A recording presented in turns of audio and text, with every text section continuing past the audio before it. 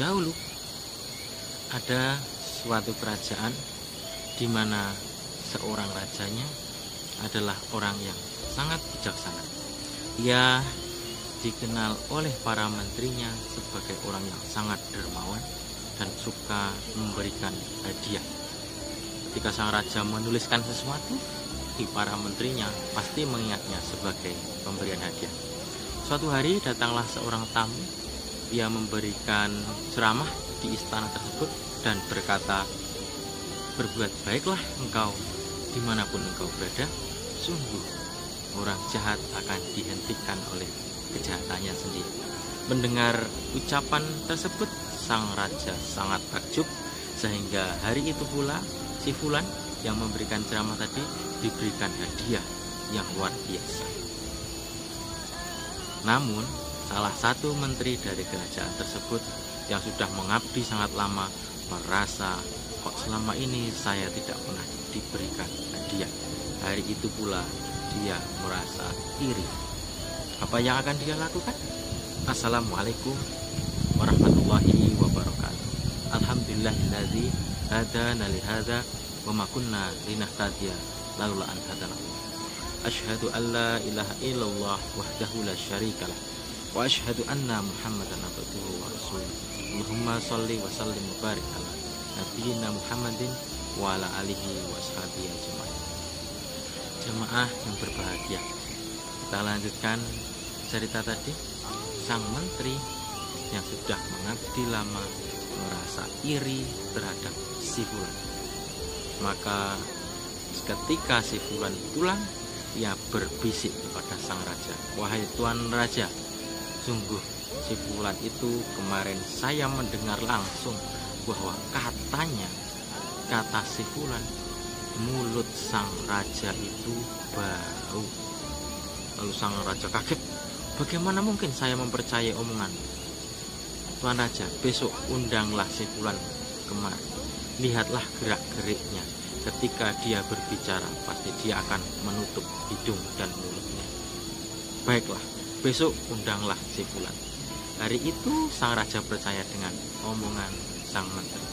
Hari berganti, sang menteri pagi hari menyiapkan strategi. Dia membuatkan sarapan, lalu sarapan itu dibawa ke rumah si Fulan. Tok tok tok tok. "Wahai si Fulan, aku utusan dari kerajaan. Engkau pagi ini dipanggil tuan raja untuk datang ke istana. Namun sebelum engkau berangkat, engkau harus sarapan terlebih dahulu." Seketika si Fulan sarapan terlebih dahulu, makan sarapan yang diberikan oleh sang menteri. Lalu berangkatlah si Fulan menuju kerajaan. Dan sebagaimana sikap awal dari si Fulan tadi, dia bercerita dengan tema yang sama, "Berbuat baiklah engkau dimanapun engkau berada, sungguh orang jahat akan dihentikan oleh kejahatannya sendiri." Sang raja melihat gerak-gerik si Fulan ini dengan seksama. Dia lihat bahwa ketika si Fulan berbicara, benar sekali bahwa dia menutup hidungnya, menutup mulutnya. Seketika itu pula sang raja mukanya memerah.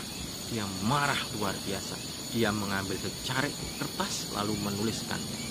Di kertas itu dia tulis, "Siapa yang membawa surat ini, silahkan dipenggal lehernya." Kebetulan di kerajaan itu ada bagian menteri yang memberikan hadiah ataupun hukuman. Seketika si Fulan diberikan surat itu yang sudah dibungkus. Lalu si Fulan disuruh keluar mengambil kebagian hadiah. Di luar istana ternyata telah ditunggu oleh sang menteri. Sang menteri tentu saja tidak mengetahui isi dari surat tersebut, karena sebagaimana dugaan awal, seluruh tulisan sang raja adalah hadiah. Maka hari itu pula dia menemui si Fulan. "Wahai si Fulan, berikan surat itu kepadaku." Kata sang raja, "Ini adalah untukku."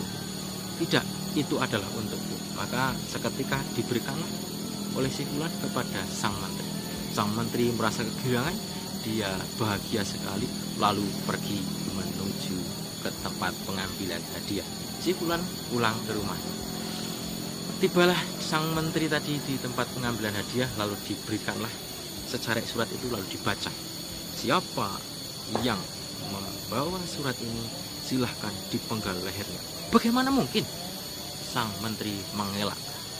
Dia tidak terima, lalu ucapan dari menteri yang memberikan hadiah atau hukuman adalah surat dari sang raja tidak bisa ditolak, tidak bisa dibantah.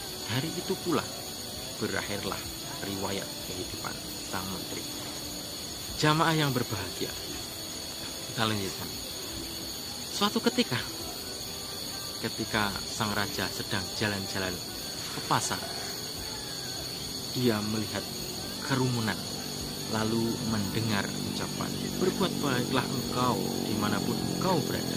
Sungguh orang jahat akan diberikan oleh kejahatannya sendiri.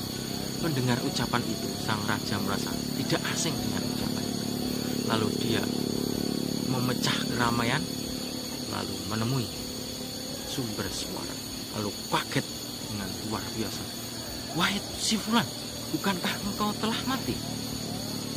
Si Fulan menanggapinya dengan kaget pula. Maksud Tuan Raja bagaimana? Bukankah kemarin setelah dari kerajaan engkau menerima surat dari aku? Benar, wahai Tuan Raja. Namun ketika saya keluar dari istana Tuan, surat itu diminta oleh menteri dari Tuan sendiri. Bagaimana ceritanya? Bukankah surat itu adalah perintah untuk memenggal lehermu, wahai si Fulan? Wahai Tuan Raja, sungguh surat itu telah diminta oleh sang menteri. Kata menteriku, engkau mengatakan bahwa bau mulutku itu sangat bau. Benarkah itu, Tuan? Bagaimana Tuan tahu bahwa saya mengatakan itu? Lalu Tuan Raja mengatakan, bukankah ketika engkau berceramah di istanaku kemarin, engkau menutup mulutmu dan menutup hidungmu? Ketahuilah Tuan Raja, pagi hari sebelum saya berangkat ke istana, menteri Tuan membawakan makanan, dan makanan itu berisi bawang merah dan bawang putih, sehingga ketika setelah saya makan itu tidak sedap sekali di mulut saya. Lalu ketika saya tiba di istana dan berceramah di depan menteri-menteri Tuan, saya menutup hidung dan mulut saya karena tidak rela, tidak sudi. Jangan sampai Tuan Raja mencium bau yang tidak sedap dari mulut saya. Dan ketahuilah Tuan, sungguh demi Tuhan, saya tidak pernah mengatakan hal buruk apapun tentang Tuan Raja. Oh, kalau begitu berarti seluruh ucapan-ucapan kemarin adalah fitnah dari menteri saya sendiri. Kalau begitu, setelah ini engkau saya angkat sebagai penasehat kerajaan. Dan hari itu pula si Fulan tadi diangkat sebagai penasehat raja dan diberikan hadiah sebagai ucapan terima kasih. Jamaah yang berbahagia, dari kisah ini kita bisa mengambil kesimpulan, pesan bahwa siapa yang iri, siapa yang benci, siapa yang hasad, siapa yang memfitnah saudara sendiri ataupun orang lain, sungguh dia telah mencelakakan diri sendiri. Ada sebuah pesan dari Habib Umar, seorang ulama yang karismatik, tentang sikap benci ataupun iri terhadap nikmat orang lain.